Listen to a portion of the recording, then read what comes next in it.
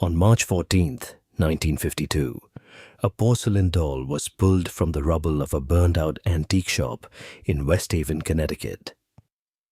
The fire had consumed everything: the wooden shelves, the Victorian furniture, the oil paintings in their gilded frames. Everything turned to ash and twisted metal. Everything except one doll.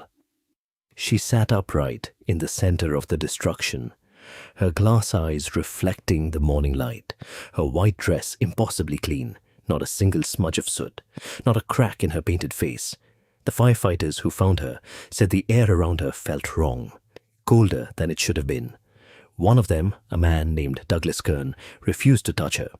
He would later tell his wife that looking into those glass eyes made his chest tighten, made it hard to breathe. But his captain picked her up anyway, brushed off the ash that wasn't there, and placed her in a salvage box. That doll has a name now, though no one knows who gave it to her. They call her Miriam. And in the 71 years since that fire, Miriam has destroyed 6 families, completely, utterly, without mercy. The fire captain who pulled Miriam from the rubble brought her home to his daughter, Elizabeth. She was 8 years old, small for her age, with auburn hair and a collection of dolls that lined the shelves of her pink bedroom. Elizabeth loved Miriam immediately. She carried her everywhere, spoke to her in whispers, set a place for her at the dinner table. Her mother, Patricia, thought it was sweet at first. Children and their imaginations. But within 2 weeks, Elizabeth stopped eating. She would sit at dinner, fork in hand, moving food around her plate, but never bringing it to her lips. When her parents asked what was wrong, Elizabeth would only say that Miriam told her not to. That Miriam said the food was bad, poisoned. Patricia took Elizabeth to 3 different doctors. They found nothing physically wrong. The child was wasting away, her skin growing pale and thin like parchment, but every test came back normal. On the night of April 9th, 1952, Patricia entered Elizabeth's room and found her daughter sitting up in bed, eyes wide open but unseeing, having a conversation with Miriam. But Elizabeth's voice was wrong. It was layered, as if 2 people were speaking through her mouth at once.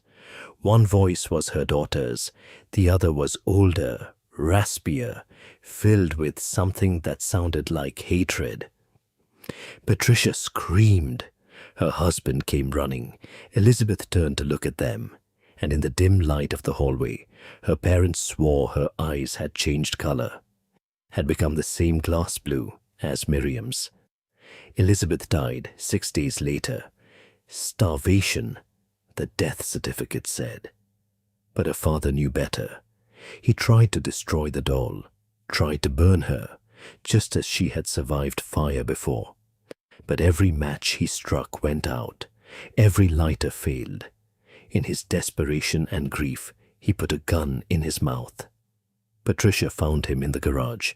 She buried her husband and daughter within the same week and gave the doll away to a charity shop on the other side of town. She couldn't bear to look at it anymore.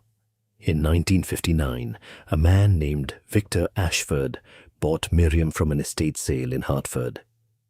Victor collected antique dolls. His home was filled with them, dozens of porcelain faces watching from every corner, every shelf, every shadowed alcove. He recognized quality when he saw it, and Miriam was exceptional. The craftsmanship in her face, the delicate painting of her lips, the way her eyes seemed to follow movement. He placed her in a position of honor, in a glass case in his study, and he would often sit and admire her while he worked on his appraisals and catalogs. But Victor lived alone. His wife had left him years before, unable to tolerate his obsession. So when he started hearing the voice, there was no one to tell him he was imagining it.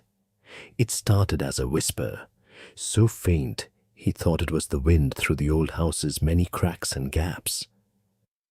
But the whispers grew clearer. They came from the study, from the glass case, from Miriam. She spoke his name, Victor, Victor, over and over, a soft chant that filled his head even when he left the room, even when he tried to sleep. He stopped sleeping. The whispers wouldn't allow it. He would lie in bed, staring at the ceiling, and hear her voice weaving through his thoughts like a worm through soil. The other dolls in his collection began to move. He would arrange them carefully, positioning them just so, and return hours later to find them turned, their heads angled toward the study, toward Miriam, as if watching her, waiting for instruction. On November 3rd, 1959, Victor's neighbor noticed the smell. The police found Victor in his study, seated in his leather chair, facing the glass case. He had been dead for at least 5 days, but the truly disturbing detail was not in the police report. It was in the notes of the officer who processed the scene, a woman named Sarah Duval. She wrote that every doll in the house, all 47 of them, had been arranged in a circle around Victor's chair, facing inward, watching him. And Miriam's glass case was open. Daniel and Rebecca Morton bought Miriam at a yard sale in 1968. They were newlyweds, just 22 years old, moving into their first apartment together in a suburb of Boston. Rebecca thought the doll was charming, a vintage piece that would look perfect on the shelf in their living room. Daniel thought it was creepy, but he loved his wife, so he said nothing. He carried Miriam into their home and set her where Rebecca wanted her. That night, Rebecca had the first dream. She was standing in a room she didn't recognize, wood-paneled walls and old furniture, and a little girl was crying in the corner. The girl looked up at Rebecca with hollow eyes and said, "She won't let me go." Rebecca woke, gasping, her nightgown soaked with sweat. She didn't tell Daniel. The dreams continued. Every night, the same room, the same crying child. But each time the girl looked worse, thinner, paler, more desperate. By the end of the first week, Rebecca wasn't sleeping more than an hour or two a night. Dark circles formed under her eyes. Her hands began to shake. Daniel begged her to see a doctor, but Rebecca refused. She became fixated on the doll. She would sit in front of Miriam for hours, staring into those glass eyes, her lips moving silently, as if in conversation. Daniel came home from work one evening in late October to find Rebecca standing on a chair in the living room, a rope in her hands, fashioning a noose from the ceiling beam. Her movements were slow, mechanical, her eyes unfocused. When Daniel screamed her name, Rebecca turned to look at him, and she smiled. But it wasn't her smile. It was too wide, too knowing.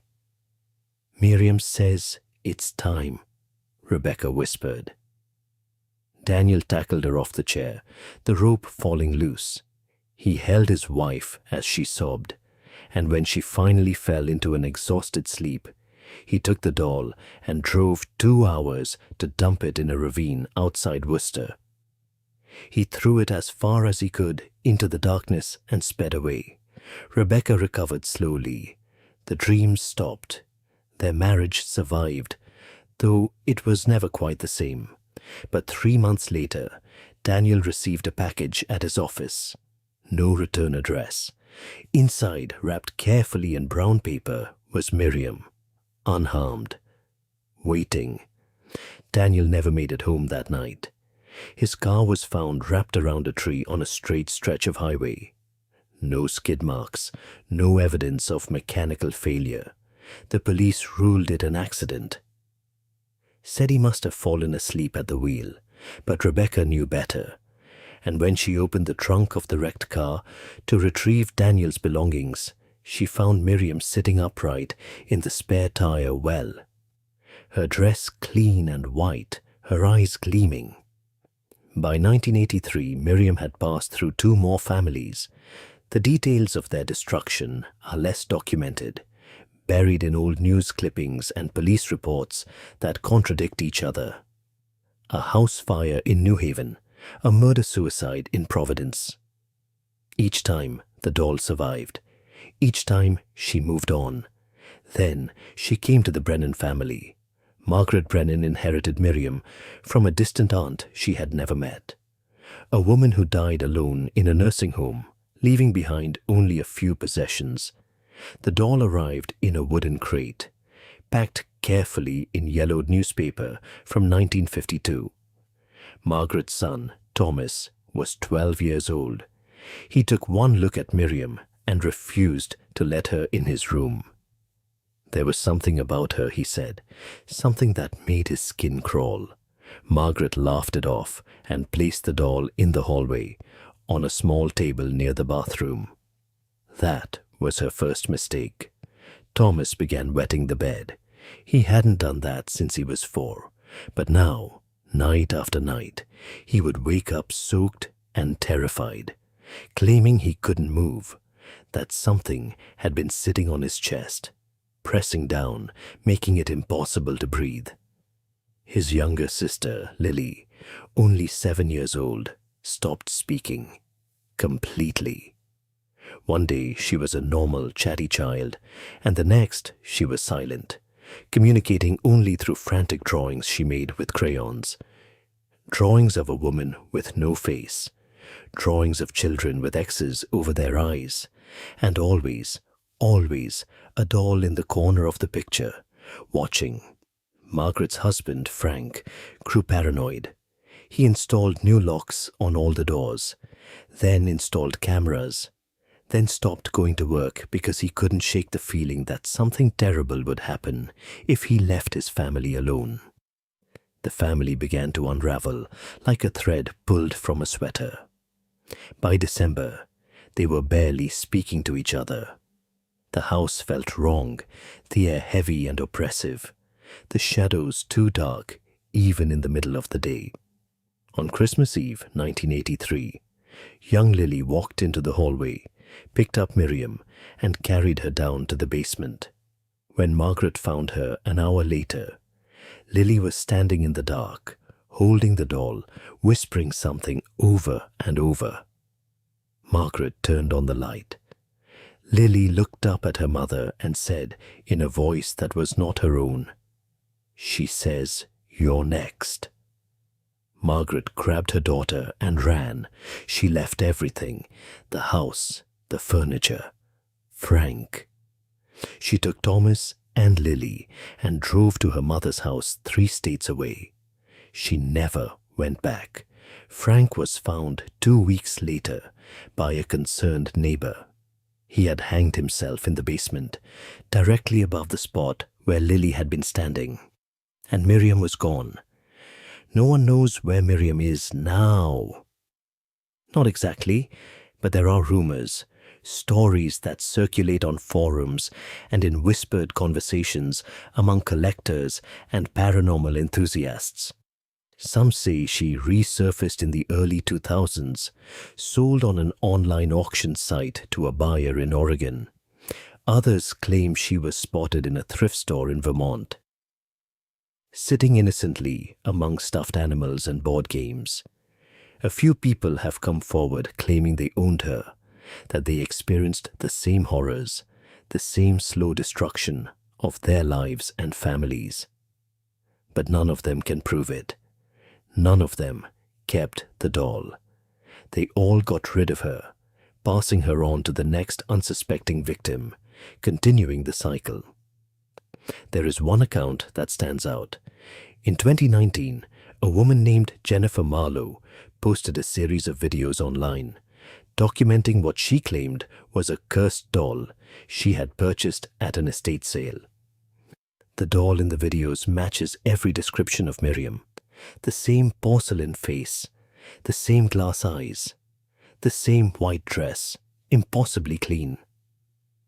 In the videos, Jennifer describes the same phenomena, the whispers, the dreams, the feeling of being watched, the slow unraveling of her mental state. Her final video was uploaded on October 31st, 2019. In it, Jennifer looks exhausted, her face pale and drawn. She holds Miriam up to the camera and says, "If you're watching this, I'm either dead or I've finally gotten rid of her.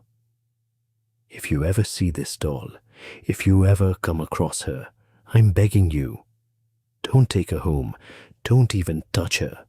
She's been waiting for decades, waiting for the right person, and once she chooses you, there's no escape." The video ends abruptly. Jennifer Marlowe has not been seen or heard from since.